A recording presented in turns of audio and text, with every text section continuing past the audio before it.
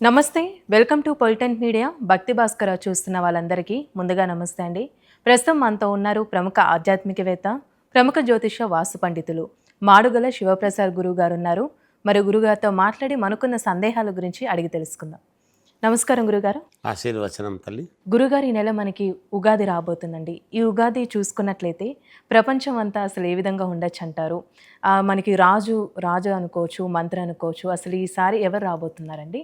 ఉగాదికున్న ప్రత్యేకత గురించి తెలియచేయండి ఈ సంవత్సరం. శ్రీ మహాగణాధిపతయ నమ. ఐం మహాసరస్వత్యే నమ. శ్రీ లలితాంబికాదేవియే నమ. ఈసారి ఉగాది పండుగ యొక్క ప్రాశస్త్యము ఏమిటి అని ఒక్కసారి మనం గనక ఆలోచన చేసినట్టయితే ఈసారి కుజుడు రాజు అవుతున్నాడు. సరే, ఉగాది పండుగ అంటే ఎంతోమంది ఉత్సుకతతో కొత్త పండుగ, కొత్త సంవత్సరము రాబోతుంది తెలుగు వాళ్లకు అనేటువంటిది మనం ఆలోచన చేస్తే యావత్ ప్రపంచం అంతా కూడా ఉగాది పండుగ అంటే చూస్తుంది, ఎవరెక్కడ ఉండినా అందరూ కూడా. పైగా పేరు వచ్చేసి పరాభవ నామ సంవత్సరం అని వస్తుంది. పరాభవం అంటే ఏమిటి? దీంట్లో మనం రెండు రకాలుగా తీసుకోవాలి. పరాభవం అంటే అవమానం, పరా అంతటా అన్ని చోట్ల కూడా కొన్ని ఇబ్బందులు అనేటువంటివి జరుగుతాయి అని తెలుస్తూ ఉన్నది. అవి ఎలా ఏమిటి అనేటువంటిది మనం ముందు చెప్పుకున్నాం. ఇక్కడ కుజుడు ఈ సంవత్సరం రాజు అయినటువంటి దాని వలన విపరీతమైనటువంటి ఎండలు, అలాగే కుజ దోషాలు కలిగినటువంటి వాళ్లకు కుజుడు ఎవరెవరికైతే వాళ్ళ లగ్నాలు ఎక్కడ కుజుడు అనుకూలముగా ఉంటే అనుకూలాలు జరగటం, ప్రతికూలమైనటువంటి స్థానాల్లో ఉంటే ఇబ్బందులు జరగటం సర్వసాధారణం కదా. ఎవరికి అనుకూలంగా ఉంటే వాళ్ళకి అనుకూలంగా జరుగుతాయి. భూములకు విపరీతమైనటువంటి ఇది రావటము, భూముల వలన నిధి నిక్షేపాలు అట్లాంటివి ఏవైనా కూడా బయటపడే అవకాశాలు ఉండటము, అక్కడక్కడ దావాగ్నులు అంటే మంటలు చెలరేగటము. అంటే పోయిన సంవత్సరంలో చూసుకున్నట్లయితే కొంచెం అగ్ని ప్రమాదాలు ఎక్కువ జరిగాయి కాబట్టి ఈ సంవత్సరం కూడా ఉండే అవకాశం ఉందంటారండి? ఉంటాయి, కొంచెం ఎక్కువగానే. కొంచెం అక్కడక్కడ అనూహ్యముగా మంటలు చెలరేగటము, వాహనాల్లో మంటలు రావటం కానీ, లేదా బిల్డింగుల్లో మంటలు రావటం కానీ, ఇలాంటివి ఏవో ఒకటి అని కాదు, ఒకది చెప్పడానికి ఉండదు. మంటలు రావటం అనేటువంటిది మంటలు ఎక్కడైనా రావచ్చు గాక. అలా మంటలు చెలరేగటము, ఎరుపు ధాన్యానికి డబ్బులు ఎక్కువ పలకడం చేయటము, ఎర్రటి ధాన్యానికి అంటే కందిపప్పు పెరిగేటువంటి అవకాశం, కందులు వాటికి కొంచెం ఎర్రటి ధాన్యాలు, ఇంకా ఏవైతే ఎర్ర ఉన్నాయో వాటన్నిటికీ కూడా. అలాగే ఈసారి ఈ పెళ్ళిళ్ళు కావాల్సినటువంటి వాళ్లకు అనుకూలముగా ఉంటే కుజుడు ఇమీడియట్గా పెళ్ళిళ్ళు కావటం, అనూహ్యముగా.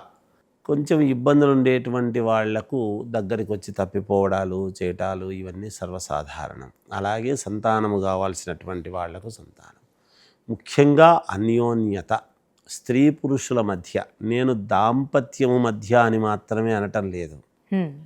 ఈ ప్రేమికులు ఉంటారు, ప్రేమించుకున్న వాళ్ళు ఉంటారు. స్త్రీ పురుషుల యొక్క మధ్య ఉండేటువంటి అన్యోన్యత కొంతమందికి పెరగటము, కొంతమందికి దూరము కావటం, అంటే వాళ్లకు కుజుడు ఉండేటువంటి దీని వలన. అలాగే కళ్యాణాలు అనేటువంటివి జరిగేటువంటి చోట కూడా జాగ్రత్తలు తీసుకొని చేసుకోవాల్సినటువంటి అవసరం. పోలీసు డిపార్ట్మెంటులో కొంతమందికి మంచి జరగడము, కొంతమందికి ఇబ్బంది జరగటం కూడా ఉంటుంది. వాక్కు ముఖ్యంగా మెయిన్ ఏమిటంటే ఏదైనా మాట్లాడేటప్పుడు ఎవరైనా ప్రతి మనిషి కూడా కొంచెం జాగ్రత్తగా మాట్లాడడం చేయటం అవసరము.